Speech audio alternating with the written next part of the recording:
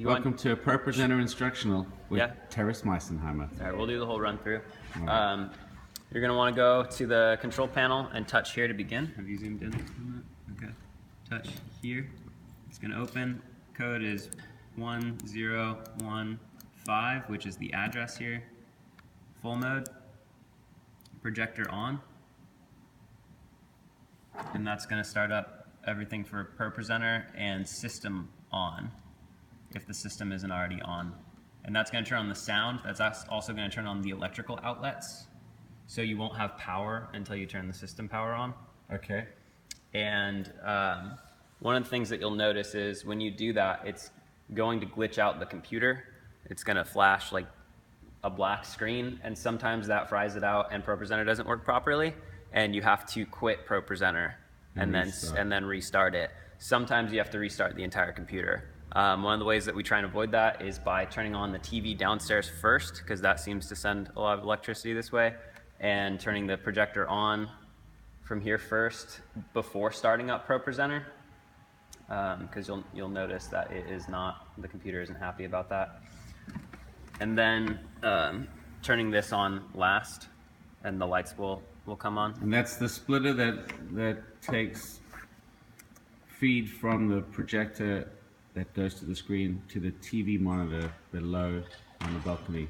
Yep, so it goes out of this HDMI port.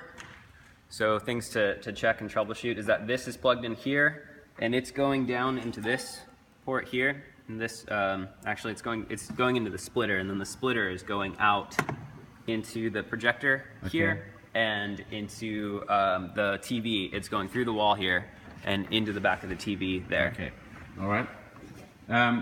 And the sound guy, he can't do anything until we've turned the whole system power on. Yes, correct. So usually they're going to turn the system power on before you get here, because they're going to be doing sound check. Right. So the system power will be on. All you'll need to do is turn the projector on. How will we know if the system power is on?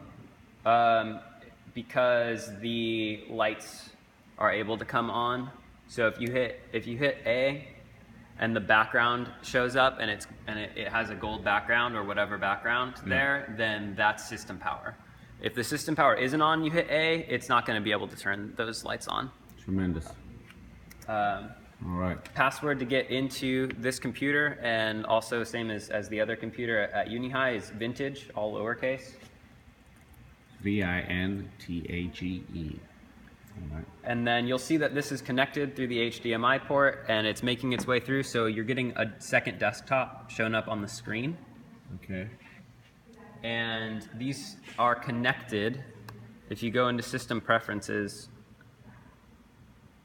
into Displays and Arrangement here, you'll see that these two screens are connected. So you'll see the red screen is us. Right.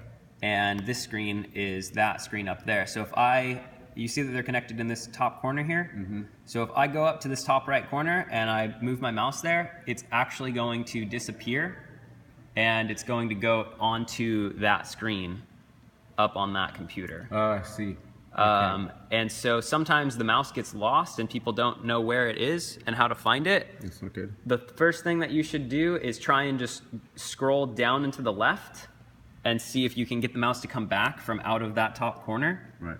That's something that has just been happening. That seems to be the way that it's set up. That's the way that it has to be arranged. On a normal day, do you have to go into the system preference and then into built-in display? No. Okay. On a normal day, you should not have to. This is just so that you understand that this is where these two are connected. Okay. And if you lose the mouse, it may be up there. Try and scroll down and to the left. All right. And that's a consequence of this HDMI cable, which comes down to the link underneath the table. Yes. And then this sound cable, since we're on links here, that's going to the desk? Yes. Sound desk? Sound cable is going down to here, to this DI box. All right. And it is correct to only have one of these. Okay, because it's mono. Plugged in, because it's a mono system. So it's only getting you the left or the right signal, but if you plug in both, then the audio isn't as good quality because it's canceling out certain things. Yeah. And it's going into this XLR, which is going into the wall here, and the wall is going through into actually that pillar over there. I think one of those, and it's been painted over. The snake at the bottom has been painted over, which is unfortunate. But that's where that's going, and it's making its way to the soundboard.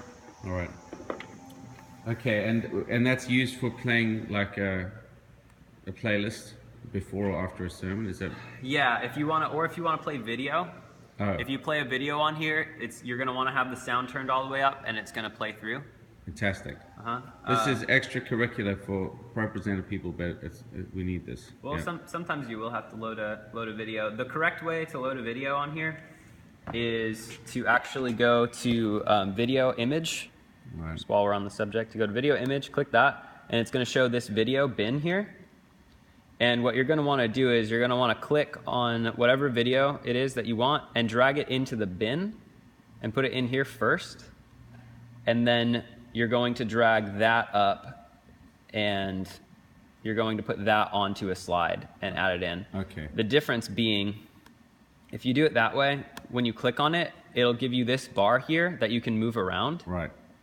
And if something were to go wrong with the video, or if you were to click accidentally out of the video, right, you could go back and you could find your place and do it. So if you do it that way, it'll give you that bar. Okay. That time bar. So pull into the bin and then click onto a slide. Mm-hmm. And so sound is going to come through here, and it's going to go to the soundboard. So you want to check with the sound guy that it's unmuted, that the soundboard is unmuted. Right. That the mains are unmuted, and that the computer channel down there, it's called comp. Right. That it's unmuted and that the fader is up. Yes.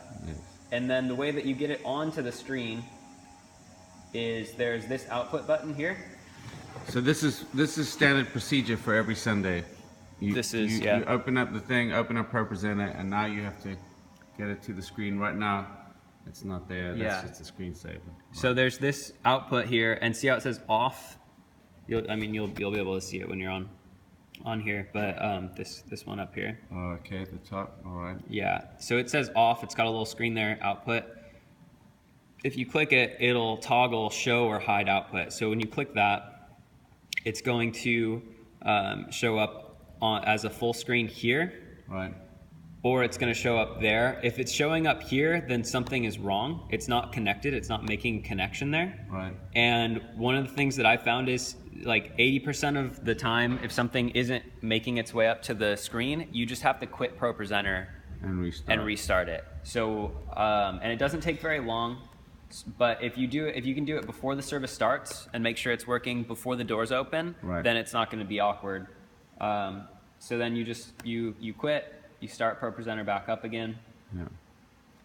And most of the time that solves that issue of it not connecting. And usually that's because it was already, so see how that's all I did differently, and now it's up there.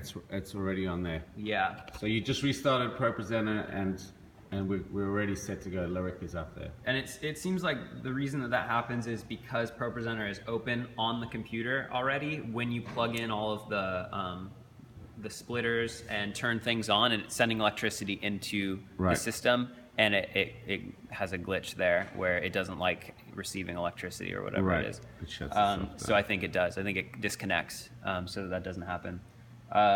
Additionally, if you're trying to solve something that's going wrong with the ProPresenter display, you can go to Preferences here, and you can go to Display, is the second little window here, this guy, and you click on Display, and that shows you the same thing as we saw in the arrangement view for a display for the computer, is that this is connected to that. And how do you make sure it's connected? Is there so what you'll see that there's SD, which is us here, and the output there. If you come in and it's not connected, it just says SD, then you're not connected. If the SD is actually there and the output is here, then it's switched, right, and it's not going to show there. When you hit output, it's just going to show up full screen here, right, on this computer. And I've already dialed in the width as 1800 and the height as 1080.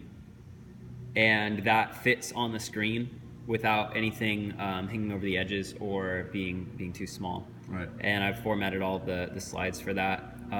Also, under here you can get to labels if anybody ever wants to make the labels more organized. I've already done it, but if you wanted to add more things on there.